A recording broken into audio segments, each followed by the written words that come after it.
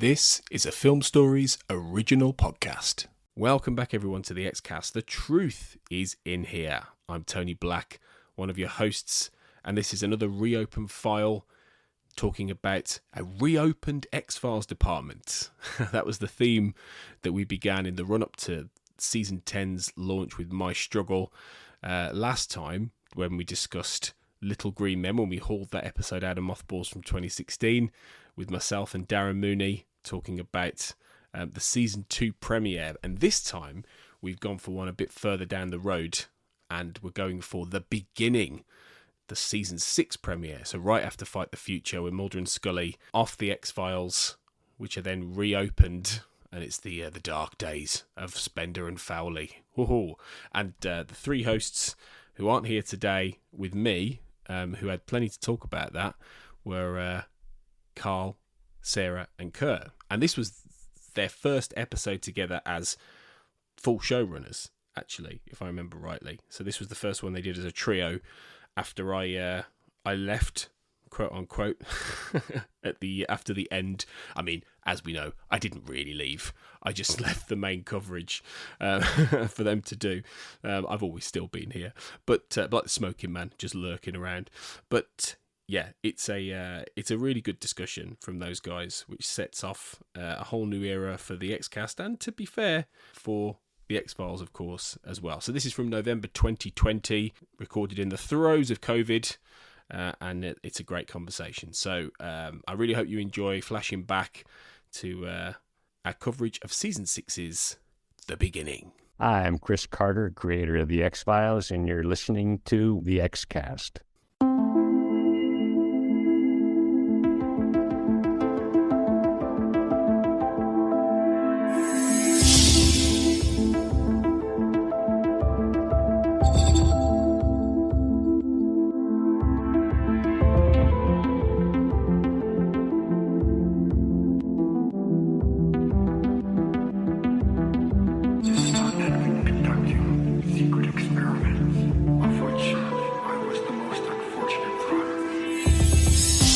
Welcome back, everybody, to the Xcast. As ever, the truth is in here.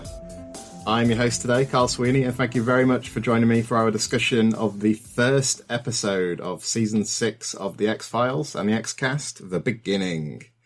And I'm delighted to be joined on this episode by my fellow showrunners, Sarah, Blair and Kurt North. Hi, guys. Hello, hello. Hello, how are you doing, mate? Yes, I'm doing very good. It's an exciting new chapter for the podcast, for the show. What I will say first of all is we normally have Darren Mooney with us on the season premieres. He will be back with us later in the season, but we thought, didn't we, that, first episode of Season 6, first episode, just a new chapter. I thought it would be good. We thought it'd be good, wouldn't it, for us three to do this first episode. So nice to have you both here. Yeah, it's nice to be here. Ironically, when I was coming on the call before, I noticed Darren Mooney's actually active on Skype. I bet he's doing another podcast. It's probably doing something. It's nice to have the change in showrunning. Obviously, with the change in venue with going to LA. And one thing I wanted to mention was that the beginning of The Beginning has that beautiful sunshine. We're now in LA, and when you did the podcast for Fight the Future Minute, the first minute you did, you said how it's the hottest day on record. Today, I don't know if it's like for you, Carl, but today seems to look like it's the wettest day on record. It's absolutely pissing it down. And I looked at the weather forecast earlier and it was just like 80% chance of heavy rain for the entire day. So yeah, there's something grimly ironic about having to watch this sun-dappled episode of the podcast. Clearly you guys are not in Arizona. All right, so our first episode of Showrunners. Should we just say a word or two on that? Like, what are our hopes for the podcast going forward? Sarah, what does this era mean for you? Well, I hope that we can have a much lighter show, than we have been. It was always so grim before, wasn't it? Yeah. This is going to be Xcast light. So prepare yourselves for that. Yeah, well, we'll see about that. What do you think, Kurt? I'm looking forward to. Talk about Xcast Light. I think the genesis of having like these three-way conversations obviously comes from you, Sarah, Carl, and Tony. And I'm just happy to be doing some episodes that we're going to do through the season with us three together. I think that's quite a nice little change. Build that up. I know we've had some podcasts that have already been recorded, but what I particularly like the idea of is having a consistency like I've had over on The Time Is Now, of me pretty much doing most of them. It's been nice to have one of us three, there or thereabouts within an episode of each other. So I'm looking forward to having that cohesion.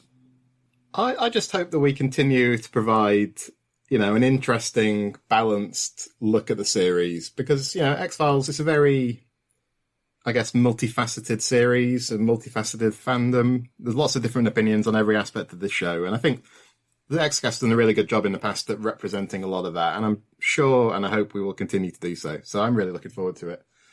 First episode of season 6 then. What about this season in general, before we come on to the beginning specifically? Like, are you guys big fans of season 6? Yes.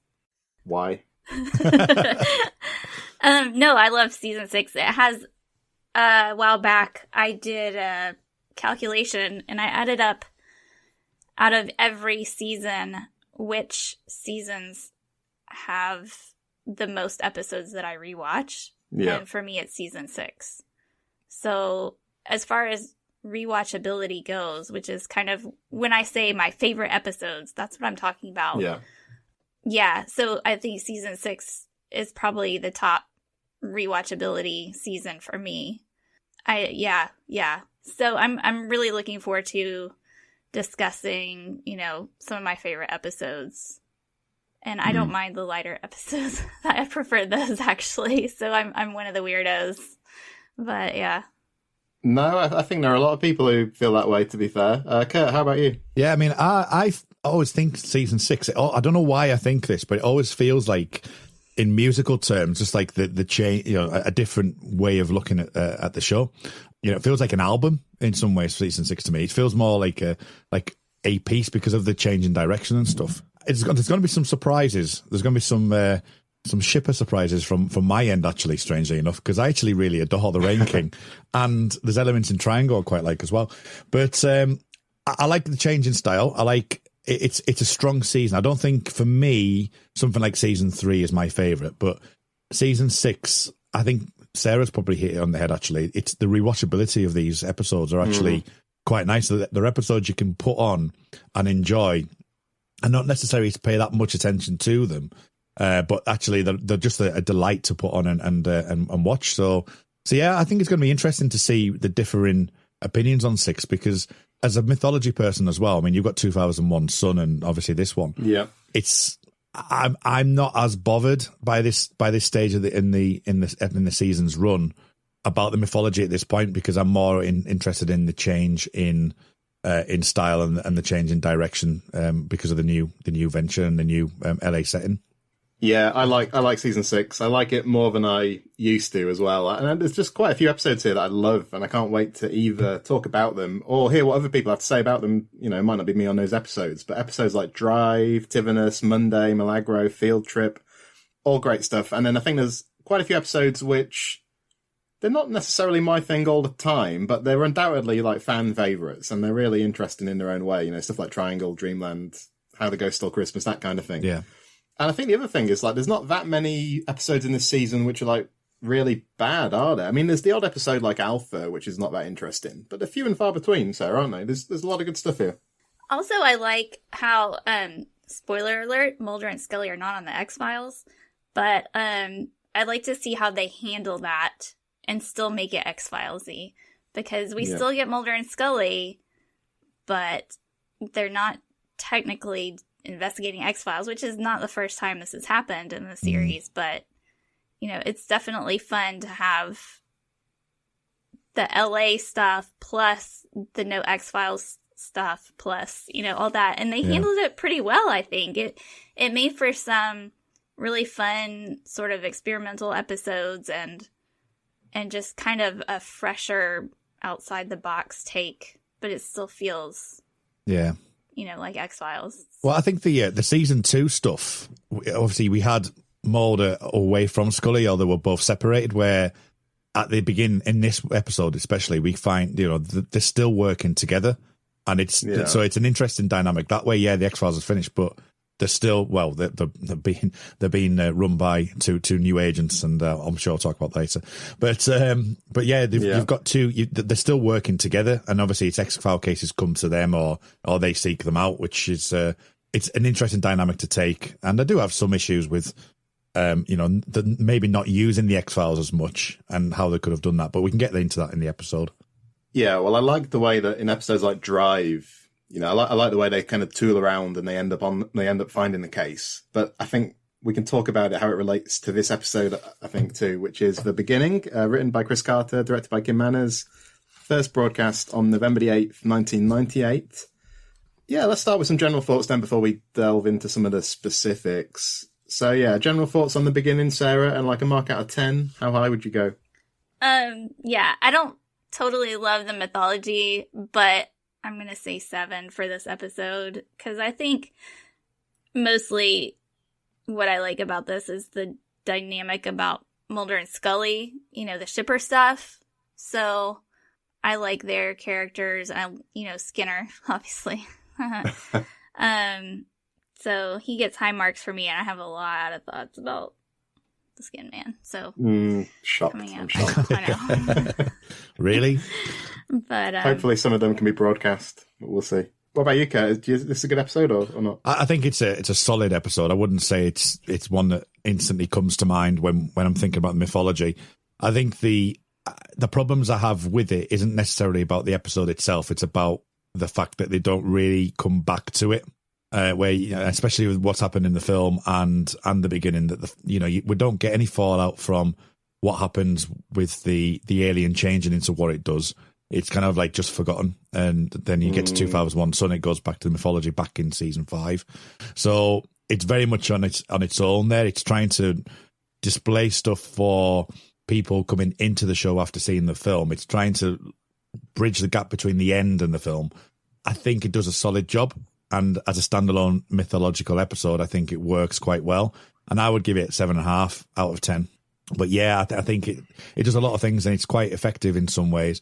And I'm sure we'll talk about some of the elements as well, which I think should have been picked up as the seasons went on. But yeah, 7.5 out of 10 for me. See, I've written down 5.5/6 myself. I've always found it quite difficult to get into this one. I feel a bit of a sense of tiredness at certain points in this episode, and I think it's in the way it kind of backtracks from the film a bit, and just the way it gives us some things which by now are very familiar, which we could talk about. But I don't know, I can't, after what they've been through in Fight the Future, there are some things here which, try as I might, and I've tried to get past them, but I can't help but see it as a bit of a disappointment after what we see in the film. So we'll talk about it. I think some of the things they put them through are probably, they think are necessary given the way they want the series to go afterwards. But yeah, I think it's a bit of a compromised episode. I do think there's some solid stuff here too, to be fair. So there are some good things we can talk about. All right, before we talk about them though, what about the IMDb? Because we always look at the IMDb score. I don't know if either of you have looked. I have not. I resisted the temptation. Okay, so we can do it. This is one of the good things about having a freeway chat. Is that we can do just emphasis on chat. Yes, is we can do it this competitively. So whoever's closest wins the prize. So what do you think this got on IMDb, Sarah? To the nearest decimal place. 8.2. Okay. And Kurt? Ooh, because I was going to go lower than that. I'm going to go with 7.8. Sarah wins because this got 8.4 out of 10. Wow. Okay. On IMDb at the time of recording. 2,559 votes.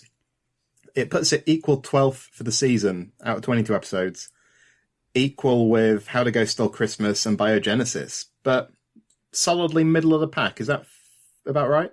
Yeah. I would say it's about right, yeah. I'm not sure how the Source Goes Christmas should be higher than that, I would have thought, personally. But yeah, I'd definitely go middle of the pack. I think that's probably about right where it needs to be, yeah. The big surprise for me was Milagro was only on like a 7.9, I think, when I looked, which I thought people loved Milagro. Oh, a lot of people did. So that surprised me, but yeah.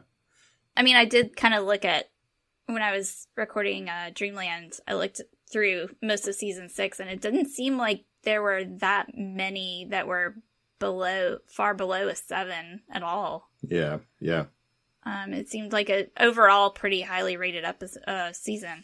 Yeah, I thought so too. I think the mythology episodes traditionally are in the earlier years, and they seem to be in this season too. And then there's quite a few fan favourites, so I think you're right. But 8.4 seems high to me for this episode. But let's try and tease that out a bit when we discuss this episode in depth.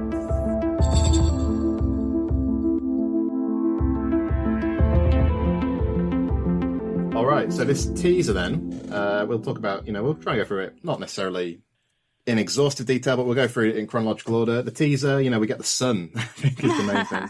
Oh, you missed the previously. Previously on. Yeah, because we get the movie stuff. That was so exciting. It was like, oh, the movie. And I wonder if that sets them up for a bit of a fail here, because we see the big spaceship, and then this has to be a bit more kind of, closed in by comparison, doesn't it? Because of the budget and so on. But yeah, that's a good point, Kurt. Yeah, well made. I thought it was interesting. I think it's purely designed, obviously, for people who might not have seen the film, because I'm not quite sure what the gap was between. What was the gap between Fight the Future being released and the series coming out? Do we know? It came out here in June. This is November that the beginning is broadcast. Okay, and obviously a summer film, so it could have been coming out on DVD. Because it wasn't like nowadays. Nowadays they're generally released within 12 weeks, but it would have been 6 months to a year really before films would have come out. So the fact that they've put that in, and the very fact that they have to bridge the gap between Diana Fowley, Spender, and then the film is interesting in itself. And obviously the way they line that up is interesting. And then obviously the coming. I know we're talking about the sun and the. I think in a second, and the panel, and the panel's obviously joining in. So yeah, I think it needed to do that because it obviously was the big blockbuster event that they wanted it to be. But also, I think for newcomers, I think they needed to know that, and potentially people who don't go to the movies. And it all starts with that previously. You're right, and of course, the sun is nice as a kind of a nod to the fact that now they're filming in LA. They have to do a different kind of thing. So this whole thing is about this guy Sandy, who we see in the van with his colleagues. Shivering, breathing heavily, gets home, whacks the heating up, basically gives birth to an alien. Okay, well, we kind of blew through that. Yeah. No, the guy, his coworker reminds me of Rob Schneider from SNL because he's got a nickname for everybody. He's like Dipwad. Yeah, Dipwad, but and he's like Rob Schneider's like the Sandman, Sandy McSanderson. That's what that guy reminds me of. I know people can't see what I just did on screen there, but there's also the off-camera giving the finger as well. Yeah. Which, I know that there's obviously the bad blood and stuff like that. I've tried to use shh and stuff, but there's the dickwad stuff. And the person who was actually giving birth to the aliens, the casting director as well. Oh, really? Rick Millican. Yeah. He always reminds me of just that low shot. It always, every single time, reminds me of the bounty hunter. He just that's the only shot that reminds me of that, but he looks like the bounty hunter in that one shot. One thing I forgot to mention is that the van they're in has the Roush Technologies logo, and we've heard about them before in the Redux episodes, haven't we? Roush with Blevins and all that. So that's kind of interesting. Do you think the acting, though, because the Dipwad guy is an interesting one, and Chris Knowles talks about this in one of the comments, and I was thinking similar. Because obviously now they're in LA, they're drawing from a different pool of actors. And what Chris goes on to say in his comment, which I read at the end, is there are a few of them here who are maybe not as good as the people they used to get in Vancouver, starting with that guy from the teaser. So do you feel any of that? Do you feel any difference at all? I do. It's definitely more Hollywood-esque as such. I mean, cause it doesn't feel as grounded. And it's almost, even to the point where whether or not it's because of the area that they're basing it in, and they're trying to have that frivolity and joyous kind of colleagues working together thing, where we're so used to having, in the rainy atmosphere and whatever, and the actors around having that pool of actors who are, theatre thespians or whatever. It did feel that there was more of a jovial atmosphere, and I don't like the way they were using the word dickwad and stuff. It just didn't feel quite right for me. I mean, I like this teaser. I quite like the suburbs. I quite like the eerie Mark Snow music we get at one point. I read somewhere they were going for kind of an Edward Scissorhands vibe with this location. I can see a bit of that. So it gets us off and running, and then we see Mulder restoring the X-Files, which of course had been destroyed in the fire in the end of season 5 in the end. Poor Mulder. He's trying so hard.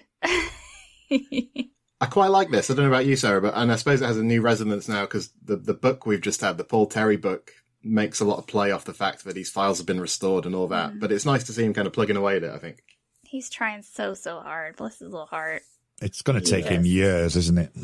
Oh. So he's got some kind of moisture restoration process. I don't even know how you do that. And then we see the hearing, and I don't know, because obviously what part of this is a way to recap the story of the film for the audience who may not have seen it or who may have seen it a few months ago and may not remember, and they need to be quickly brought up to speed. But I don't know, is it quite a crude way to do that? I kind of miss Blythe Danner as well. I think it would have been nice if you'd have been able to have her as a bit of continuity, but I guess that just wasn't possible. But what do you reckon about this hearing? I like Wendy Malick. I think she's a good replacement. Yeah. I mean, if you're going to have to replace her, I think she's great at it. She's in one of my favorite movies, American President. Is that the Michael Douglas thing? Yeah. I love this scene. One of my favorite lines from this scene where the guy is like, so it's like that movie Men in Black, and Mulder's like, I didn't see it. And he's like, it's a damn good movie.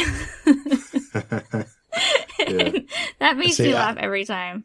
You see, I don't like that. I don't like that bit. It just felt a bit forced for me. I know we had the ID 4 poster in the film, and the Men in Black thing was just a bit too much on the nose for me. For me, though, I'm in two minds. I know what you're saying, Carl, with the fact that is it a bit too on the nose with what we've had in Fight the Future. But I think one of my favourite moments of this episode is the absence of Skinner at the end of when we come back to this. So I think you've got to have this to be able to have that hit a bit more home, because the fact that Skinner's now no longer there, especially when you're talking about the restoration and the conversation and unanimous against and stuff, and the things with Spender that come up later on, it needs to have that. I just don't understand though why Mulder and Scully. My main problem with this scene is why don't they get their ducks in a row before the hearing? Yes, I totally agree with that. They would just need to sit down. What are we going to say? And I just don't buy that you would get to the hearing. And because Scully says something like, I was hoping it wouldn't come up. And it's like, come on, Scully. This was always going to be discussed.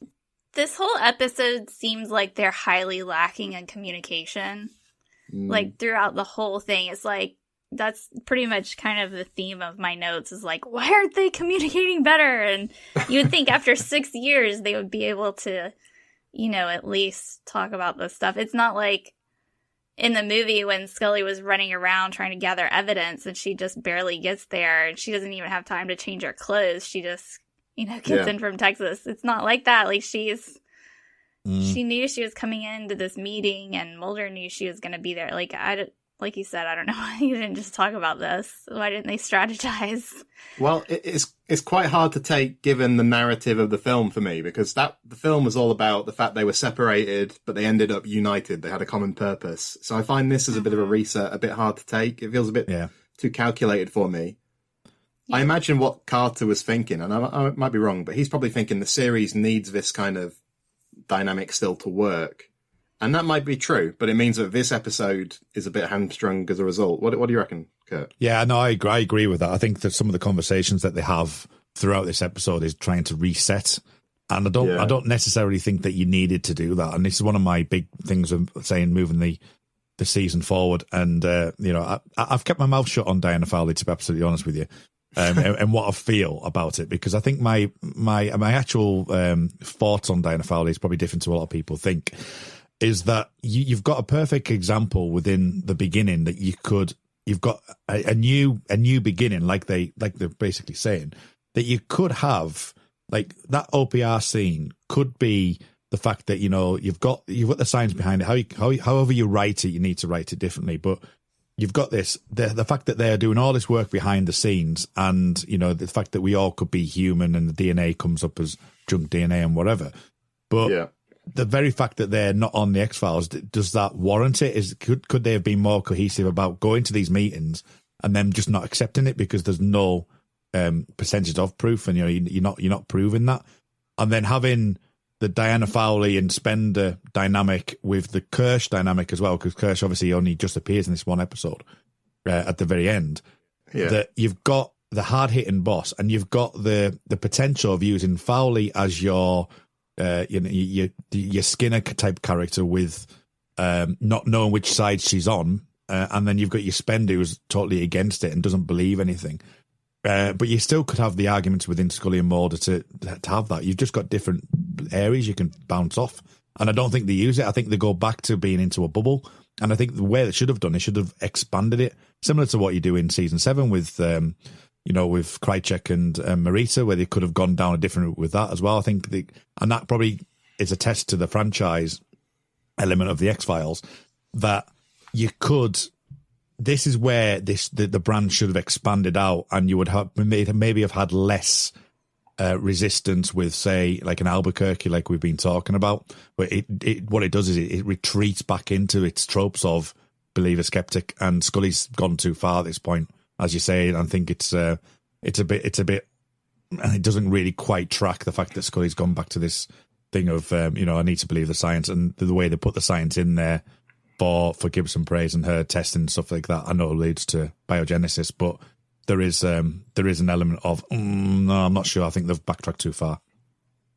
Did you find this element hard to swallow as well, Sarah? Because you were saying earlier that you liked the Mulder Scully communication, though. But so what do you think? No, I felt like they definitely could have talked a little bit better and with each other a little more. But this, like the scene here, is. Wendy Malick just keeps saying, spacelings, and it's so degrading. You just see Scully and Skinner both just, cringing inside, and they're just like, oh my god, this is a shit show. This is all so bad. But then, Mulder and Scully, Mulder is so mad. And I don't totally understand... I was trying to work through this when I was watching the second time. Why is Scully doubling down on the science? Because I can understand Mulder's frustration. He just went through the Antarctic tundra of, whatever, rescued Scully from a fucking alien spaceship, And he's like, I just went to the ends of the earth for you, Scully. And, why can't you just believe? And it's very frustrating, and I get it, because, she's doubling down really hard on the science.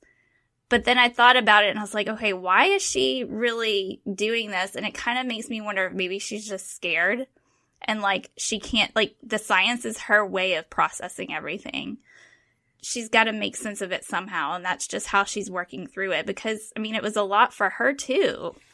Even though, she was the one who had the virus inside her body and was affected by it, and she's trying to, figure things out in her own way, which I think is also fair. But at the same time, it is very frustrating. Yeah, well, she says in a later scene, doesn't she, if I change now, it wouldn't be right or honest. Mm-hmm. And it's like, okay, yes, but yeah. It all still seems a bit contrived and convoluted. We can talk. I definitely want to talk about that when we get to it, because if they put more emphasis on the fact that something happened to me, I want to find out what that was. Mm-hmm. You can make more sense of it, but it just seems to be that Mulder's going, I saved you from a goddamn ship, Scully, and Scully's going, I don't not believe you, but the science isn't saying. It's just say something happened to me. I'm not happy, I've been injected. I need to find out what this is. I don't believe what you're saying. That I need that evidence. Where's the evidence? Come and get the evidence. And I don't think it feels more like, I'm just going to look for some science in a lab, and it just doesn't seem to work. Right. Well, she says, we had the debate on Fight the Future Minute about what did she see in the Arctic and or in the Antarctic, and she says at this point, what I saw was very little. So just thought it was interesting. Yeah. Okay, so let's move it on a bit. So the Syndicate pop up again. I don't know about you guys. This is the kind of thing I was thinking about when I'm talking about a sense of tiredness, because I used to lap this stuff up when the Syndicate would pop up. But at this point in the series, it just feels a bit rote. Now, the thing is, they don't actually have that long left, the Syndicate. Yeah. But I don't know if you know what that kind of feeling I'm describing. Yes, well, I noted that, we don't have the well-manicured man anymore to say, my God! You know how, every single time he's in a scene, my God! So then I said it enough on Fight the Future Minute, so I'm going to leave it. Yeah. So then we've got one of the elders being like, God almighty. It's like, it's just the same lines over and over. So yes, I understand what you mean. Oh, I'm glad it's not just me then. Yeah, no, I felt the same way. And then, we've got, as if we didn't know that the cigarette smoking man was evil enough. He's like evil and a complete and utter racist, just to make that clear. He's just like, we're gonna say it was the red man who did it and they'll believe it. It's like, oh my God, really? Dude. Yeah.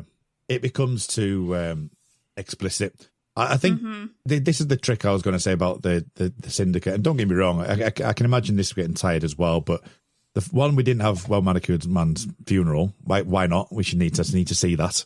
But that's just me being facetious. But the fact that they've just found this new fact of biology, and I am paraphrasing, struggled here, that it's like all of a sudden the Rausch, now whether or not you decide whether the virus that they've got was in the tanker trucks that they've used and moved around, and the fact that Rausch have been testing on it and someone's injecting themselves by accident, whatever, that it's just accepted. It's not like there's no fallout from the film about this new fact or this new information. It's more like, oh, they were infected. Let's sort it out. Let's deal with it. And I think it needed more of a syndicate, like, exposure point of view or something where, they could have taken that in a direction as well, which I don't feel they did. They just kind of like, oh yeah, that's fine. And then, when we get to Two Fathers, One Son, it goes, well, the alien turns into a little grey alien after it's birthed, and we're back to where we were. And I just don't buy that. I think it needed to have some fallout from the film with this new fact, and it doesn't do that. I think as well that this episode seems to have the potential to be quite an interesting, like, monster on the loose kind of story, doesn't it? Like the alien has gestated, has ripped out this guy's torso or whatever, and then it's out in the suburbs. That seemed to me like could be really interesting, but we kind of miss a few steps, don't we? Because it gets straight to the nuclear power plant, and I think maybe because there's so much going on here, because there's stuff we have to catch up people from the film, because we've got the syndicate, because Spender and Foley are around, and so is Skinner, Sarah, because we get that nice scene with Mulder and Skinner. Yeah, he's trying to play the game, isn't he? Like, he can't vote against the group. He's more useful to them, inside the tent, I guess is what he's saying. But he's trying to help them. He's trying to give them the file and all that. So, yeah, what did you make of your main man? Yeah. Oh, well. So he says, like, to Mulder, he tells Mulder, when will you accept that no amount of pressure or reasoning will bring to heel a conspiracy whose members walk these halls with impunity? I mean, we've already had cigarette smoking man just walk around the FBI already, talking to Spender and hanging out with no impunity, whatever. So he's right. But also, you realize, because he's already talked about this to Mulder. Mulder knows, like, things happened to Skinner in Vietnam, like, 30 years before this. So here we've got Skinner, who has been dealing with this stuff for 30 years. Like, pretty much as long as Mulder's been alive, basically.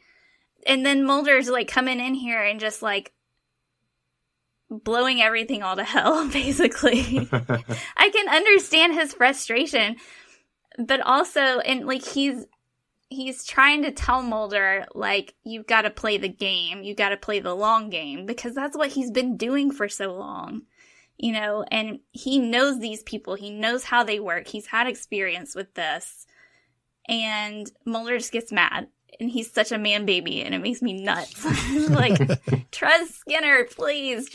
And it drives me crazy, because it's like, I know I say this every single time Skinner comes up, but it's like, just trust Skinner, because he knows what he's doing. He's been here. He's got the experience. And it also kind of made me wonder, like, am I correct in thinking is Skinner still in charge of the X-Files? Even though he's been, like, he gets in trouble later, but is he technically going to be in charge of Spender and Foley? At this moment in time, it looks like that, yeah. Yeah, because I feel like Skinner and Foley might have made a pretty good team, because they both get it. They both kind of understand what they're trying to do here, and, like, they both want the same things. And it's like, maybe, I don't know. Or do they? Because, yeah. Foley. Okay. We don't know who Foley's working for, but just going down that train of thought where if she is... Yeah, what she says she is, what she tells Mom, which we don't know. We definitely can't trust Foley. Sorry, Kurt, but... Well, this is the thing, because obviously Mulder gets the file from the office, and that's where he discovers that Spender and Farrelly are assigned to the X-Files, and we need to stop and address this, Kurt, because, we'll have to cue in, like, the slow jazz music here, but I think online, I've seen you vigorously defending Diana Fowley's corner, and she's not the most popular character the X-Files has ever seen. Yeah. What is it you like about her? Because, like, what is there to like, honestly? Well, this is the thing. It's I've kept my cards close to my chest because I want to discuss it. It's not necessarily what I like about her. It's what I like about bringing her in as a character to the show. Mm-hmm. And I think they had major missteps. Don't get me wrong.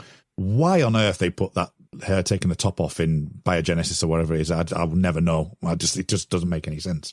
But, I think I can imagine why. Yeah, but, cool. But I'm sure you'll get to that when we talk about that. But the very dynamic of the show needed to be shaken up, and I think that bringing back Diana works for me because you've got the inevitable tension between the three of them. And I'm not a massive soap opera type person, but from a show development situation Diana Fowler even says it here where she went, I think I know who she's working for. And I think the long game is that she does have affections for Mulder. She does still love him. And the only way that she can help in that way is that when she did go to Berlin, that she was trying to do what's best. Now she made some very, very wrong choices, but in the long game, she wanted to help him. She wanted to do, her idea was within the work for the X-Files, and she wanted that truth and that element to come out. And I have issues with what happened in the end of the way Scully reacts to her. I have issues. I think that the way that Mulder acts, as stupid as he is true to life. I think it's, you can be blindsided by people. The fact that, that he's really struggling in the end. The fact that, he's kind of caught between two worlds. He didn't want this part of his history to come back, really, because obviously there's been hurt there. And I think it's just a really deep way of actually talking about, the fact that, they all have a past, they all have to deal with things. And I think that Diana Fowley as an idea, as a concept, is a good way of actually developing that story. And I do totally agree that there was problems down the line, the way she's written. She's not written very well at all from one episode to another. I think this one particularly is probably one of the better episodes that she's written for because of the way that she does come to Mulder later on and she does speak to him and they do have a good conversation in the car. And, you've got those elements outside the nuclear power plant where she's trying to intimate the fact that she's looking out for them. And then you've got obviously towards the end where she's having to play that duality. And that's what I'm saying with the Skinner thing. If you're going to take Skinner out of the equation, you need something like that. And that's one of the main reasons why I actually think she's a really good character for that reason. But yeah, so that's part of my defense. And I'm sure I'll get into it as the season goes on. And here was me thinking it was just because you liked Mimi Rogers. Well, no, but strangely enough, though, I do think that I think the idea for casting Mimi Rogers in the role, I think it's the right choice to cast someone like that. Whether or not Mimi Rogers was quite right, because she does come across as, and I don't know if it's the way she's been asked to play it, but she doesn't come across that well. She's not going to be like a Tricia Helfer from Battlestar Galactica. You're not going to cast someone like that in that role. You need someone almost, even like sort of Whitney in I Want to Believe, someone like that, someone who's more grounded or down to earth. You need a character like that. And I can see why they went with Mimi, because you don't want, a buxom blonde or whatever, something that will turn Mulder's head. You want something that's more intellectually aspiring or, more thought-provoking that way, rather than actually having it as just, it's all chickadee, old Phoebe Green kind of thing. So it needs to be someone that's got more gravitas to them and more intelligence, and I think that's why they went with Mimi. What's your view on the foul one, Sarah? I actually I very much agree with Kurt. And it bothers me, I think, the most that she's kind of dropped in the middle of this. When Mulder originally tells Scully, I found the X-Files and this, and this, he doesn't bring up, like, I found the X-Files with somebody. Like, obviously he's not going to talk about that then. But, so we get her at the end, and it's like this big bombshell, like, we discovered the X-Files together. But then we have the film in which she is not in at all, and not mentioned at all. And that's he was going to go and see her when he was drunk. That's right. That's just another story. Yeah, he was going to go and see her. But yeah, no, and I think that's part of the detriment of having the film. And there was no way around it, It had to be done that way because they had to get it all finished and ready for release ahead of time. But, you didn't get to include Deana in that. And then she comes back for the beginning. And so it's like she drops in and out. And it's very confusing. And like Kurt said, I feel like there's a lot more there. And I think it would have been really great if she could have been fleshed out better as an actual character. But one thing that especially bothers me is that we don't get her why. We never get, like, when Mulder talks about her discovering the X-Files, we get Mulder's why. Like, he found the X-Files and he's in it and he knows because of Samantha. But, like, why is she into all this? What is her why? Like, Skinner, he had his experiences in Vietnam that made him a believer, and we never get the reasons from Deana about it's just like, we studied this, and it's like, okay, but like, that's an unusual thing to study. That's an unusual thing to be interested in. Like, why are you interested in this stuff? Where's your motivation for, getting into this and becoming interested in the X-Files and the paranormal? Yeah, and that's probably an argument which I would say as well, when it goes back to the whole thing of Syndicate and stuff, that there's not enough of sprinkled. I mean, you're talking 5 or 6 episodes over a space of 18 months of the show. Yeah, and true. it doesn't really kind of involve her enough to actually, because this, again, and it goes back to the fact that the first part of the season, the show's called The X-Files. I know we're here for Mulder and Scully and their adventures, but we never really get an indication over the first 6 to 8 episodes what they're doing. And it feels like, it doesn't feel like there's a connection with that. It's almost like, I'm not saying you would like 3 episodes of Foley and Spender and 3 episodes of Mulder and Scully, because that wouldn't work, but there just doesn't seem to be that element at all within the first part of the season. I think it suffers that way. I've always wondered that, like, what it would be like to see maybe just one episode where we follow them on a case, and maybe Mulder and Scully are shadowing them and have to rescue them or something, to give us a bit more of a sense of what they're doing down there, I did think it was very interesting that both of the times that Mulder and Scully are quote, quote, replaced on the X-Files, we've got Foley, who is technically the believer, and then Spender is very much a skeptic. Mm-hmm. And really? then, and then later on when we get Doggett and Reyes is the believer and Doggett's the more the skeptic. And I wonder, like, I love that from the very beginning, the roles were Scully skeptic, Mulder believer. And it's interesting that they've switched it back, these two, like, when they're trying to do that, you know what I'm saying? And it kind of made me wonder, like, how would the X-Files have been different if Scully was Mulder and Mulder was Scully? You know what I mean? Like, they had swapped the gender roles, I guess, and made Scully the believer character and Mulder the skeptic. I think it would have been a bit more of a conventional series, because I think that was always part of the argument. Yeah. I think Chris Carter's talked about this, that it was quite a neat inversion. So I'm kind of glad we got it as it is, Oh, definitely. I think on Foley, I agree with Kurt that conceptually, I think she's an interesting character. I don't think she appears enough. I don't think that enough is done with her to make the concept really work. Yeah. And I think it's not even just the way she's written, it's sometimes the way the other characters are written to accommodate her. And I take your point that it's entirely believable that, a woman can turn up from your past or whatever, and you're not thinking straight, and maybe Mulder acts a bit differently because of that. But even so, I don't always buy it. And I think how drastically he changes towards Scully sometimes when Diana's around seems a bit much to me. But do we think they were married? Because obviously in season 5, we see the flashback episodes where Mulder's wearing the ring.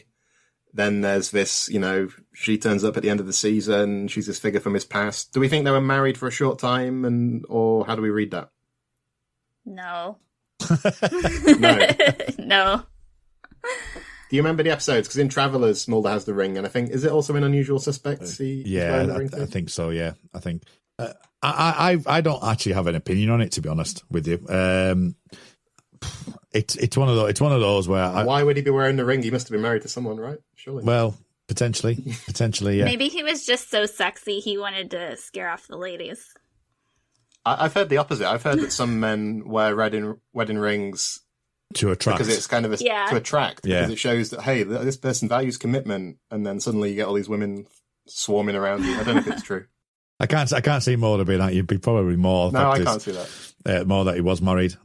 Or I suppose the other theory is he was on an assignment undercover or something, and I suppose maybe there's a way to rationalise it that way. But I think the most likely is that he was married, and the most likely person he was married to was Diana Fowler. I just don't know why it was so short term, but yeah.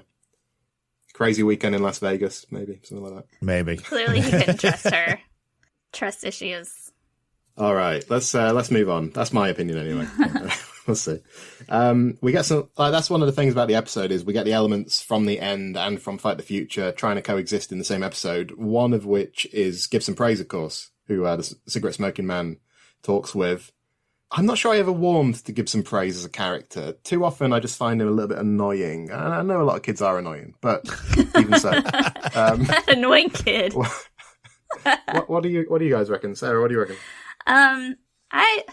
As a character, I find him really interesting because the way and I assume this is direction, but the way he plays the character is that he's like this all-knowing, all-wise kid because he's telepathic and he can read people's thoughts. But I do appreciate the little moments where he does act like a kid and he kind of has that sarcasm, Yeah. But it never really said, like, how old is he supposed to be? 12, I was never clear. 12, yeah. I think. And also, I always wonder, like, where is this kid's parents if he's only 12? I know they said his mom was in the Philippines or something, but what is he doing on a chess tournament with no guardian or no parent? Like, he's just, like, out there in the world, this little kid. I mean, 12 is kind of, getting close to being okay, but he's still a kid. And what is he doing, like, without any kind of, like, even just, like, if he's, like, this chess whiz or whatever, doesn't he have, like, a manager or, like, somebody with him to, like, go to these tournaments and look after him? Like, it just doesn't make any sense to me at all. And then he, like, gets kidnapped and disappears and all this stuff, and there's, like, no mention of parents after that one brief mention of his mom being still in the Philippines. And just, like, where is this child's parents? Or maybe he had an aunt or somebody in America. But where are they? He's been kidnapped. I think he worked slightly better as a character in the end. Yeah. I'm not sure he worked as well afterwards. What do you reckon, Kurt? I think it's problematic because it's starting to get to that kind of Campbellian one, there's this one solution fits all kind of thing, and the whole key to the X-Files cast starts to come in, doesn't it? And I think that you're starting to paint yourself in the corner. I think it does pay off in season 8 when he says it comes into a kid. That kid name is Gibson Praise. It's nice to get him to return at that point. But as a character, I think he's a struggle because he knows too much. He's too superhuman. He's too Superman. It's the fact that he can read people's minds. It's a good one-off trick, as you say, with like in the end or whatever. And if something drastic happened to him where he just disappeared because of say like the Eves or whatever in season 1, where you never see him again, and you don't know where he's going, if he's on the run or whatever. That could be quite a nice leave that alone, because he could be back in the Philippines with his mother hiding away somewhere. And now obviously they try and do that a bit in season 8, but it's the fact that They keep bringing him back, and I don't like this whole idea. And as much as I like Sunshine Days, of the key to the X-Files is this one thing that can unlock everything. I think they paint themselves into the corner with him. Another thing that really makes me wonder is, why is this random kid from the Philippines, why does he have his alien DNA activated? And how did it get that way? And how did this one guy who, I mean, I assume that because he works for the Roush company or whatever, like maybe he had an accident in the lab and he got infected somehow, but Mulder just completely glosses over the fact that Sandy got infected. This rando guy in Arizona got infected with this virus. And how did the virus get activated in Gibson Praise? Where did he come from? Like, how did that happen? I'm like, okay, so he's the key to the X-Files. Has he been experimented on? Was he, like, part of some weird, like, experiment, like, you know, with Scully and the ova and, like, all of that stuff? Like, is that tie into it? Like, was it near a UFO crash site, potentially? Because yes! obviously you can get it that way. So many questions, and it's like it doesn't even matter. They just gloss right over it. It's like, well, how they got there doesn't matter.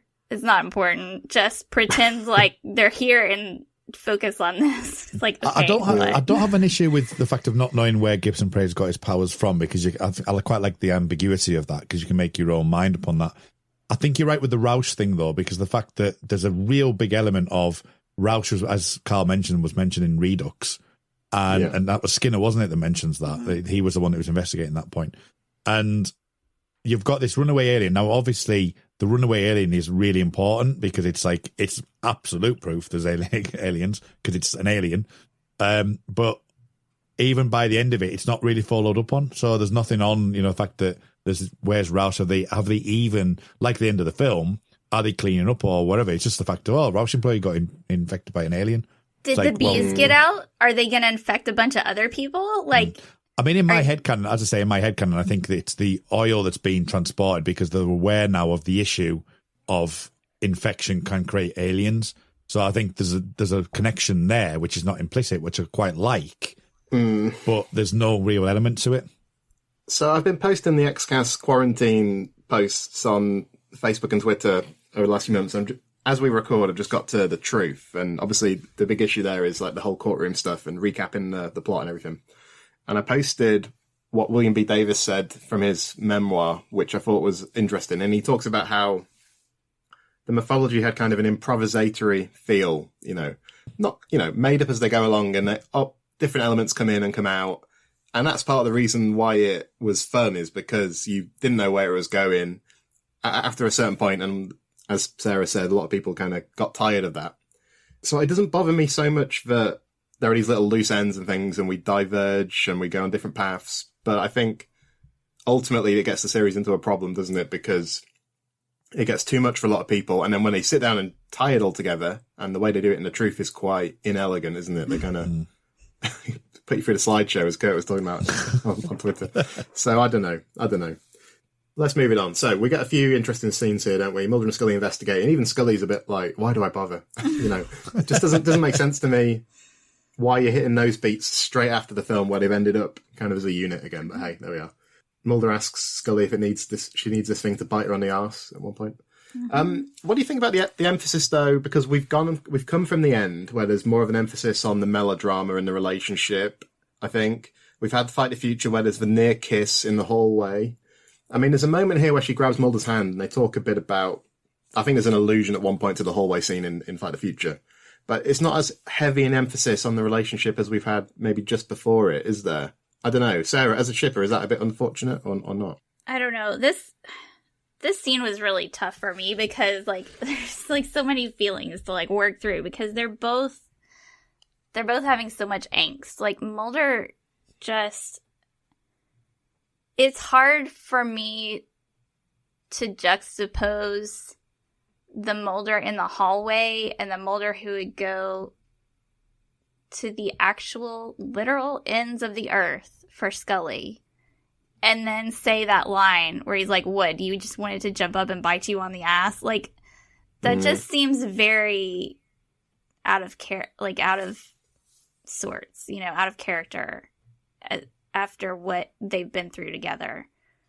And well, for me, just can I jump in there? Just for me, the fact that she was encased in a block of ice with an alien virus down her throat, is that not enough? Or do you have to be bitten on the ass on top of that? But she doesn't, there's so little about that she remembers, Kurt. She was not aware of all of it. But, okay, the thing that really irritates me about this scene, and I know I keep saying that, like, this bothers me, but anyway, so, okay, this scene, when characters, and it's not just Mulder and Scully, but it's any characters, when they very obviously don't say the things that they need to say, it really, because all Scully needs to say is, like, she says, I wouldn't be honest. And okay, I get that. And I know that you want to be, like, true to yourself. And I appreciate that she wants to be true to herself. But she just needs to say, like, this is how I'm figuring it out. Just let me do it my way, Mulder. Like, the part where she's like, I don't not believe you. It's just, like, this is her way of processing it. And Mulder's not he's being man-baby Mulder at this point. And I get that. Like, they're both very much being themselves, which I appreciate. But at the same time, the communication. This is when I was, like, screaming at the television. Just talk to each other. Well, I suppose what I was wondering, Kurt, was, like, because when I say the relationship earlier, obviously these scenes are all relevant to the relationship. But I mean the fact that in the end and in Fight the Future, there's more of an explicit suggestion of romantic intimations or feelings, and there's less of that here, isn't there? So I don't know. Do you think it kind of runs on from those earlier things well? Or? Well, I think you're right. I think there is a certain amount of processing, but I think Chris Carter's. It's interesting how Chris Carter obviously is involved in the film. He's involved in this episode, and he's involved in Triangle, and Triangle has a particular moment at the end. So he's totally understanding where they are and what they're doing. Yeah. I think that he's just trying to hold it off and use that angst a bit much. And I think Sarah's right that you need to have some form of processing. The fact, even if it wasn't between the two of them, even like a solo scene with them or something to intimate it. And that's one thing that the X-Files doesn't do very well. If you talk about Mulder's abduction in 8, for example, there's no PTSD kind of stuff happening there. And I think that this has been a big thing for them. They've literally got to the point of touching lips almost, and then that then takes a step back. And yeah, by all means do that. And if you're going to involve Foley in that, then fair enough. But Foley's not even, because even that's not quite right. Because as much as I do not like Scully in the end, I think I just don't like the way I don't like the way that she's portrayed. I don't like from minute one that Diana Foley appears, she is instantly on tenterhooks, and I just don't buy it. I don't buy it at that point because it's like this is purely to elicit a fan reaction, and I don't like that. I think it could have been woven in because I think Scully's reactions in this episode work a lot better because it's non-committal. There's no real. She's just kind of there, and even when they're walking back to the car, she's kind of like, "Come on, Mo, let's go. Come on, you don't need this kind of thing." I'd have preferred it like that, but there's no even intimation of Foley getting involved to like make them go through that motion. So Foley's not used to effect. Scully's not used to effect because she's going back to the whole science, and I didn't see it, and touch hands, and that's about it. And I can see there could be an awkwardness about it, but. You're right. There's a disconnect between all three elements, and there's no cohesion in there, and I think it suffers for that. That's a good point, I think, Kurt, because it's like you've got 2 steps forward and 10 steps back, and the most fun about watching good characters and meaty characters like this is like getting to see them change and grow, and they just went through like this huge thing.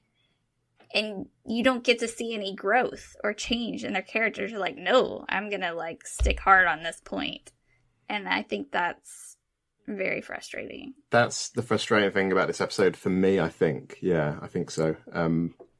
Okay, so We get some stuff at the nuclear power plant. I've got to mention the fact that the guy is called Homer. I mean, I've never understood if that's meant to be his nickname or whether he's actually called Homer. It's a bit obvious as a joke, anyway, from Chris Carter, isn't it? I don't know. It's always annoyed me a bit. Well, I'm glad you said nickname, because I have always taken it as a nickname. Even if it isn't, I've taken it as a nickname because I think it's horrendous that they've actually called him Homer. But I can get on board with it if it's just a nickname because he works in a power plant and he's lazy. We need someone to freeze frame. He's got an ID badge on, hasn't he? We should be able to see that, but I couldn't see it on the screen earlier. Yeah. I think it's particularly bad if they have done that. I don't like it. Decent creepy stuff, I suppose, as he investigates the reactor. I thought that location was all pretty evocative and effective, actually, that they've used for the nuclear power plant. Creepy stuff. I mean, it's like, get back to the real X-Files, people. We finally get some dark creepiness going on after all this, you know. So what happens? Mulder and Scully talk with Spender and Foley. They find Gibson in the car. I suppose all this stuff with Gibson, it ultimately leads to Mulder and Scully splitting up, doesn't it? And Scully seems to think that Gibson is the thing they need to be really investigating. Obviously, Mulder's off with Foley, tracking down the alien, and then it all comes together. I suppose there's some elements, Kurt, isn't there? What, you know, we were talking about how upfront the stuff was in the end about between the Mulder, Scully, Foley triangle. I suppose it's a bit more subdued here, isn't it? Like Foley says at one point, you don't think this makes sense in any conventional way. So it's like the implication is there, but she's not quite as upfront about it as maybe she was in that previest episode, maybe. Yeah, and I think by her saying that phrase, I actually said that to Sarah last night, actually, that very thing. That, to me, almost like, for me personally, it almost felt like you can imagine them having that conversation in the when X-Files was first discovered. I can imagine that conversation happening.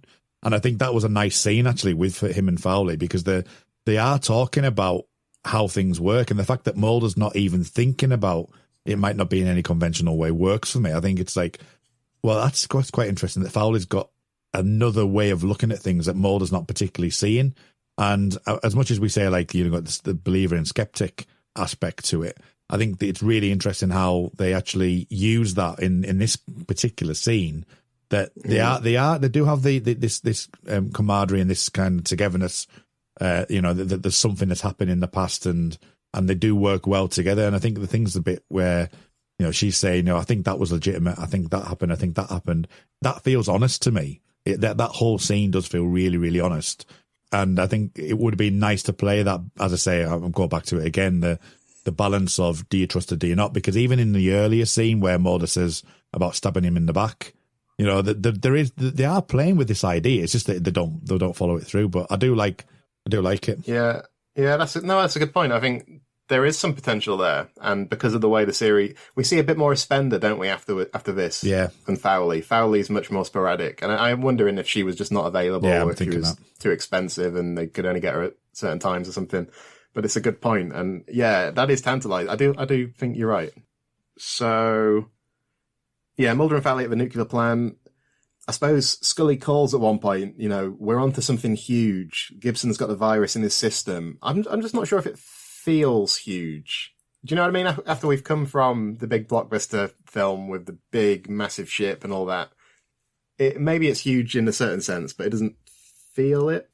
Well, I think it kind of ties back into that scene where Gibson is reading her mind, and he's like, it's true, you just don't want to believe it. And that's big stuff. That's huge, because, you know, we finally get that out there. And I mean, friggin' telepathic Gibson Praise has to say it, to be the one out loud to say it. But I mean, it is big, because now Scully has her proof, and that's big to her. Yeah. So, you know, whether or not in the whole scheme of things it's very big, I think it's big to Scully, because now she can go to Mulder, and now she can be like, all right, now I've got it, and now I can make sense of it, because that's how she processes the world, is through science. And there's no secret about that. Like, that's who she is. That's why Mulder loves her, which really irritates me, because okay, I've got to stop saying that. But that's why Mulder loves her, and that's why he appreciates her, and that's why he needs her. And that's why they had the whole scene in the hallway, because telling her all that stuff, it's like, you know, then he makes this 180 or whatever, and he's telling her, like, you're making me so frustrated by your strict rationalism, when he was saying, like, that's why I love you and appreciate you. It's just, you know, it doesn't jive. No, I can see a lot of what you're saying in terms of the way the scene must, you know, this from Scully must be intended. For just whatever reason, Kurt, it just doesn't register with me. And it's not just this moment, but it's like the final scene of the episode and stuff as well. It just doesn't register with me as much as it probably should. I don't know. Yeah, I mean, just touching on what Sarah says, and I'll touch upon that as well. It's that it's interesting you should say about the Gibson praise thing, because that's the perfect person to deal with the whole aspect of, you know, the awkwardness between the two of them. That he actually says that you know you already know it, you just don't want to believe it. It's like, I want more of that. That's what I want to see, because Gillian Anderson would play that perfectly, and I think that we don't get that, and that's a real struggle for me, and that's a perfect point. Going to the whole thing of, this is big, this is huge. You're right, it doesn't feel that way. It doesn't feel like the phone call where Mulder's in the boxcar in Anasazi. That to me was huge, because at the time, you know, that's a massive revelation, and there just doesn't seem, it's that superhuman thing of like, well, yeah, well, it's no surprise, because he's kind of like someone that can read minds, and he's got this superpower, so why is it huge? You know, he's already a superhuman. So, you know, and I think that there's no real tension there. The music doesn't really work on that either. There's no like, you know, there's no propulsiveness about it. There's no like, so, right, okay, brilliant. Yeah, well, I'm stuck in a nuclear power plant hunting an alien, and you're in a hospital with a kid who's got a virus who's extraterrestrial. It's like, where's that going? Yeah, you know, there's no end game to it at that point.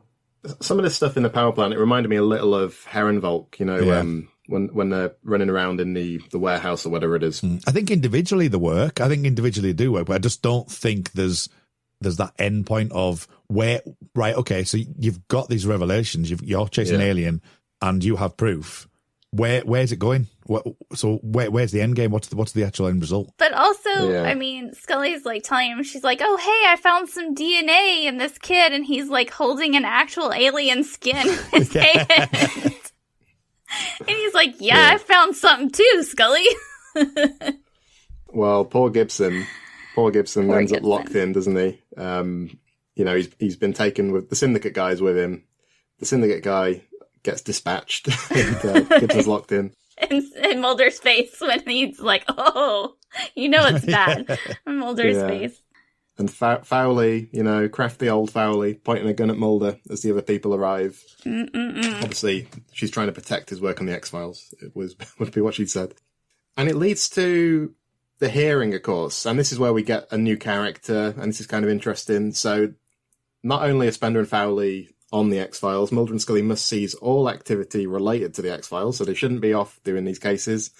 They're on probation, so there's that hanging over them, and they're now reporting to Deputy Director Kirsch, James Pickens Jr. Good to see him, and as I remember, it's going to be interesting to talk about Kirsch in Season 6, because I think in this first part of the season, they actually play him up quite a bit. He's in quite a few of the episodes. Happy to see him on your rewatch, Sarah?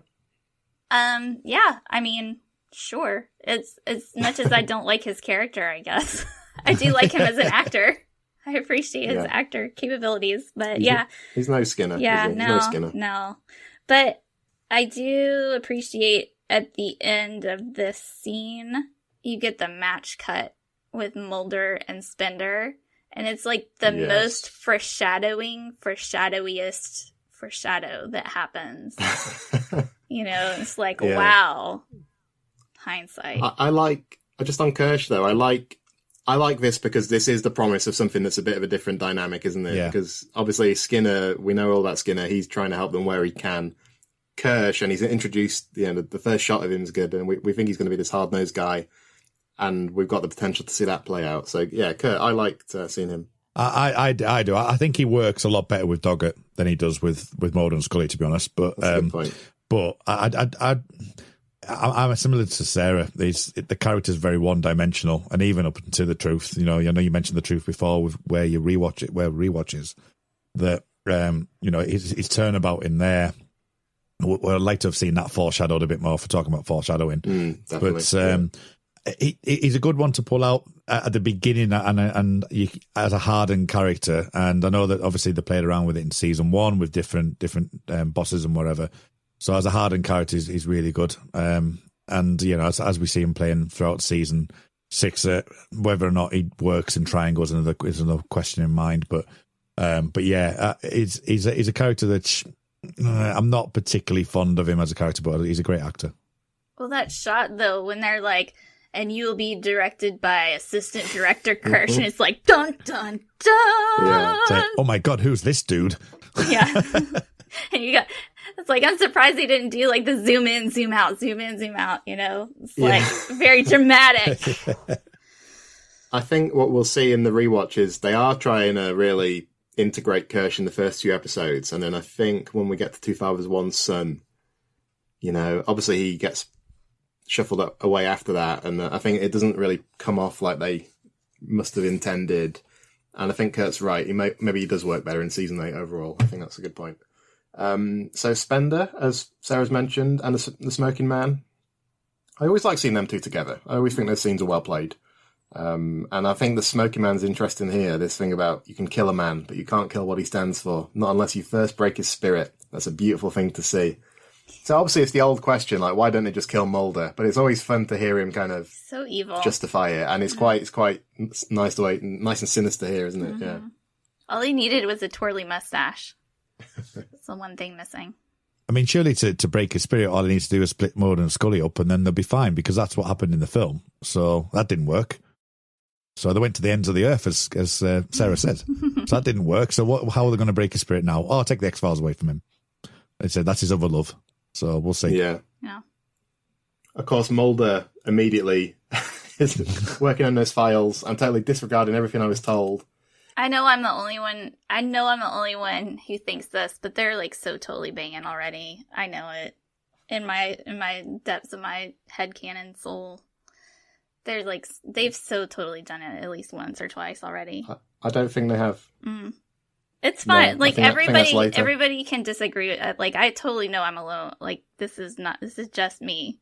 I'm on this hill with this flag standing here all by myself, but it's okay. I saw an interesting Twitter thread about this recently where somebody was saying that, kind of like we shouldn't downplay the strength of their platonic relationship as well. It's like that friendship is completely meaningful even before you add in the sexual element. So correct. Yeah, that's fair, and I agree with that too.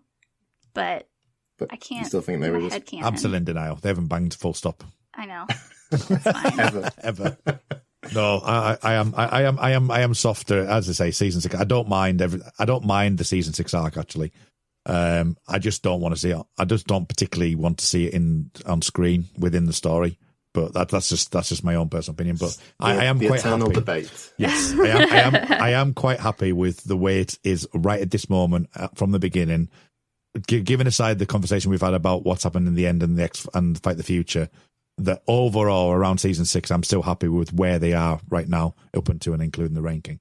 Yeah, I'm not happy with this scene because Scully at one point asks Mulder for his trust, and I'm just thinking like we should be well past this point by now. Yes. I agree with that. Yeah, I think this is why people dislike the Foley stuff, is because it makes them have to write these characters this, or these characters end up written in a slightly different way. But I don't know. Well, she says, Mulder, I need you to trust me. And he literally just says, no, I'm not going to. He's like, I can't accept. When he says, I can't accept that, unless it's like, if it refutes everything I believe in, he's literally saying, I can't accept you. And that just, yeah. Like, why doesn't she just smack him over the face with that folder? That's what I want to do. Because it's just, I'm just like, oh, Mulder. Like, if they could have just cut that one line, it would have been fine. Yeah. They did not need that one line. Just cut it. Just no. Yeah, you don't, because it's bashing you over the head with something you don't need. And that's the one thing. You're right, Carl. I think the Foley stuff, there's a lot of mistakes that they make. That's one of them, even though she's not even involved in that, because they're bringing up this idea of trusting each other. And it's like, as you say, they're well beyond the point of that. Yes, have this outside influence affect the relationship, but you don't need to go through the whole trust issue. You can go through a trust issue of Scully not trusting her. I completely get that. I think they went too hard, as again, going back to the end again. Sorry, I'm on like a broken record. But of not having that trust disparity between Diana Foley and Scully, but the dynamic of those two together, and Scully can have issues with the way that he is around her. But the fact that they're talking about the trust between themselves, I think you've trodden that path. You don't need to go down that route. Yeah. So this scene contains the important information that Gibson's inactive DNA is turned on. He and therefore all of us are in some way extraterrestrial. And I think, like you said earlier, it's just, it's a while then before this is even referred to again, isn't it? From what I remember. Yeah, it's basically biogenesis, really, isn't it? I think. Yeah. So. I don't know if you guys had over there. We have these ads, or used to. I don't see them much anymore, but for the shingles virus, and the ad goes, no. The ad goes, if you've had the chicken pox, the virus is already in you. It's like, because when you have shingles, it's like the same virus as the chicken pox, but it was it was such an ominous ad, because they came out with this shingles vaccine or whatever, and they're like, if you've had the chicken pox, the shingles virus is already in you, and it makes me think about this every single time. Did you ever read that story about Beyonce and a group of friends meeting up after they all got chickenpox? No. Did you hear that? Yeah, it was all the shingles ladies. Oh my God, I fell for that as well. Oh my God. Oh, Kurt, what are we going to do with them? I don't know. Anyway, I've heard the word virus so many times this year, I'm completely fed up with it. Anyway. Well, luckily, whatever your next episode was, hopefully isn't about a virus, so we should be all right. Anyway, moving swiftly on. I suppose it's quite significant for mythology buffs that we see the alien, the Fight the Future alien, transforming into the standard grey. That's the final scene, isn't it? Yeah. Kurt, did that strike you as significant as a mythology buff? It's interesting. I remember being not particularly nonplussed about it when I first saw it. I was like, oh, that's interesting. That's, and saying that, I think the Diana Foley mention of, a conventional way is like a way of saying, this is where you're going to go to. I think it's a bit of a cop out for later seasons, because it would have been nice to see this kind of thing develop more, or as I say, going into this over the seasons, of actually having, you mentioned Monster of the Week, we mentioned that in the film as well, that the alien itself is a Monster of the Week. You could have quite a lot of stories around this, and they've used it as a plot device to say, we've had the big feature film, we've had the big alien, let's go back to the small greys, and yes, okay, it links in the oil, it links in the aliens as they burst out, and it links in the greys. Is it strong enough? I'm not entirely sure that its gestation is 12 hours, and then within 24 it's a grey intelligent alien. It's maybe a bit of a push, but it's a sci-fi thing at the end of the day, so I'll run with it. I just think that if you're going down like the truth way of like spelling it out, this effectively tells you what the whole story is, and I can see why they were trying to tie up some of the loose ends to get to 2001 Sun, because effectively that's what it's doing. And then it's only like closure and the like in season 7 where you can build upon that. And he's in the beginning, Chris Carter's obviously kind of getting to the point of wanting to do something like biogenesis and that kind of trilogy. So so you can see where his mind was at with trying to close it up. I want to see the buddy comedy Gibson and the Grey. I want to see that spinoff. Because they just walk it. I imagine them just walking into the sunset together, because Gibson doesn't have any parents, so now the gray alien is his mom, and they're just gonna go off and have good times together and speak telepathically to one another. And I know that we've talked off air, etc. before, but and we nicknamed the film one She Alien, didn't we? So that was the alien in the X-Files movie. We nicknamed She Alien. So what we're going to call this one? Sheila, wasn't it? That's what we were calling her. Sheila. So what we calling this mother? I don't know. I got nothing. I'm tired. You got nothing. My brain's dead. Well, while Sarah thinks about that, I think we'll take a look at what's in our X-Cast mailbag this week.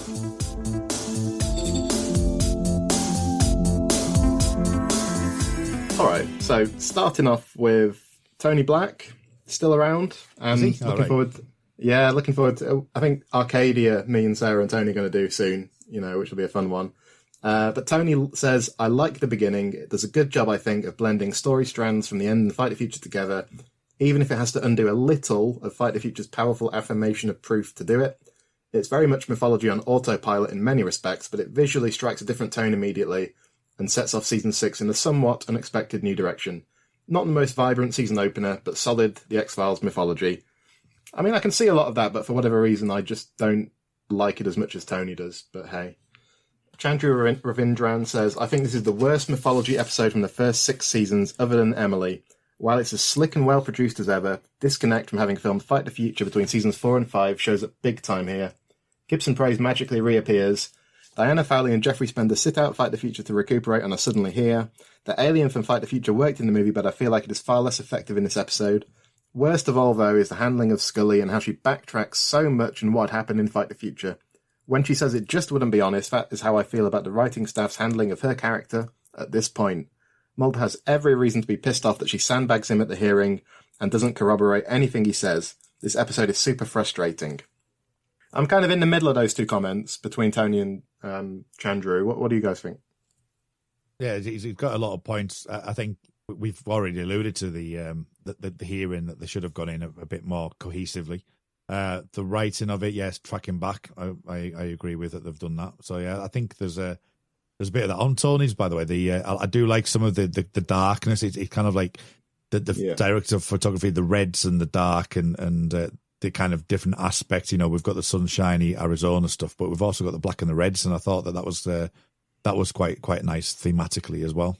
Well, it's interesting because in season 8 they try and get back to that old school creepiness, don't they? Obviously still in LA, but it's trying to conjure up much more of the Vancouver style atmosphere. And it's interesting that for the first episode of season 6, they don't try to pretend that they don't try and obscure that, and they actually lean into it. And I like the way they do that in some episodes like Drive particularly. And I like some of that here as well with the sun at the beginning and the suburbs and stuff. But all right, let's race through these last ones then. Chris Knowles says, I didn't used to like it, but Tony changed my mind on it.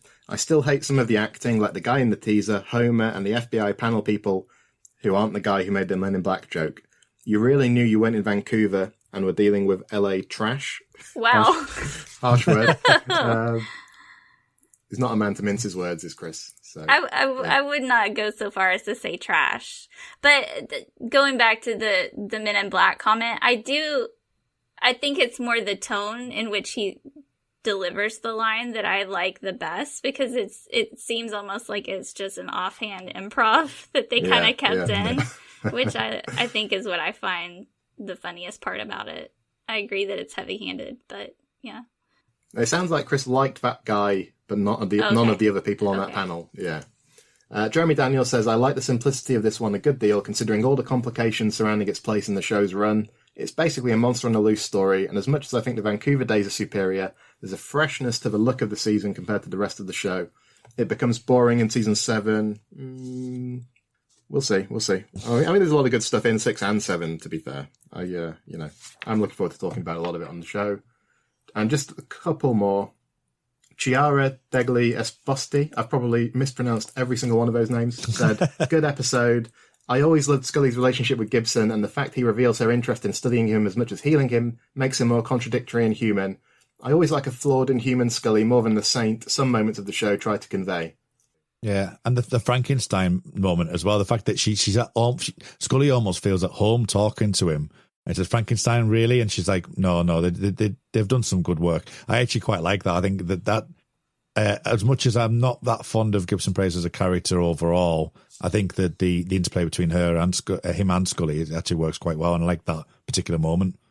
Well, it shows the difference between Scully and Fowley, because Fowley is just looking at him as something to study, and Scully treats him as a human, which I appreciate.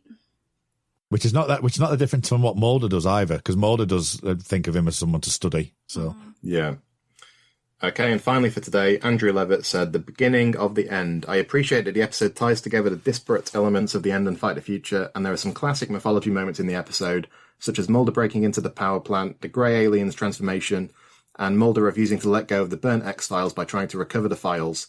Had the first half of the season followed through with the material established here, such as more Spender and Foley interference, I would rank this higher. As it is, it's merely a distinguished episode, and he gives it a 7 out of 10. All right, guys, I think we've chewed this one over pretty well. Any final thoughts or not? Just something that's come to mind speaking about Mulder, the fact that he's wanting to find this thing. He says he wants to find this thing, but also the fact that, you know, the whole thing of Scully caring for Gibson and Mulder wanting to use him and saying, "Oh, we could use him." I think that's true to the characters, which is something that I haven't really thought about before. But it just popped into head when you said about Foley. It's the same kind of mindset of we've got to get the proof of who they are and what they are, rather than the actual empathy, which, you know, Mulder's showcased so many times with various different characters, but in Gibson's thing, it's like it's the key to the X-Files. So there's a slight different take on it. Okay, good stuff. Okay, just before we go then, Sarah, where can people find you online? Oh, I am on Twitter all the time at Sarah L. Blair, SarahLBlair. And I'm on Instagram at author.sarah.blair. And by the time this airs, I think I'm going to have a book out. Exciting. I know. Yes. Good times. So, yeah, it's called Darkness Loves Company, and it's the prequel to my first novel, Darkness Shifting. And I think if you like the X-Files, you'll probably like that book. Very exciting times, Sarah. Looking forward to seeing the second book. Kurt, how about you? Where are you online? You can find me on Twitter at rmuldrake. It's RMULDRAKE. Running alongside this, actually, we're not that far away from the kind of air date as well as the Millennium episode, TV show. Oh, yeah. The time is now. So we're currently going through season 3. So we're slightly ahead of this recording. But from air dates, I think we're only going to be about 5 or 6 weeks apart from when each episode aired. So that's quite interesting itself. And you can find that at The Time Is Now Pod. And you can also find me on the Red Dwarf podcast, Shipwrecked and Comatose, and that's at Red Dwarf Pod. Great stuff. And if you would like to find me on Twitter, I'm at CKJ Sweeney. I'm also fairly active in the X-Files Basement Facebook group that we have. So, guys, yeah, it's been fun to do this one to kick off season 6. And I know we'll all be back soon at various points. I think you'll be back on the episode about Triangle, won't you? I will. Paige. With Paige, yeah. And then, Sarah, you're doing a Dreamland 2-parter, aren't you, with Andy Blaker? That's right. Looking forward to it. It's going to be fun. It is. And then I think after that, the 3 of us are reuniting. We'll all be on Terms of Endearment together, aren't we? Is the plan. So that's one to look forward to. Yeah. All right. So that's all for today, listeners. You can find the X-Cast in all the usual places. On Twitter at the X_cast. The X-Files Basement on Facebook. We're also on Instagram. But until next time, listeners, always remember, trust no one. The X-Cast, an X-Files podcast, was created by Tony Black and is produced and hosted by Sarah Blair, Kurt North, and Carl Sweeney. You can find the podcast across social media via Linktree/The Xcast. That's linktr.ee/The Xcast. And join our Facebook group, The X-Files Basement, the Xcast podcast fan group. Don't forget, you can support the show by becoming a member on Patreon. Our patrons get early access to episodes, behind-the-scenes chats with our hosts, and our thriving community of X-Files, and other premium interviews and specials. To find out more and subscribe, you can go to patreon.com/The Xcast. That's patreon.com/The Xcast. We are also part of the Film Stories podcast network, full of popular culture shows about film, television, and beyond, including our Millennium series, The Time Is Now, a Millennium podcast. You can find all of our shows at www.filmstories.co.uk, alongside an array of great writing on film, television, gaming, and more. Thanks for listening, and remember, deny everything.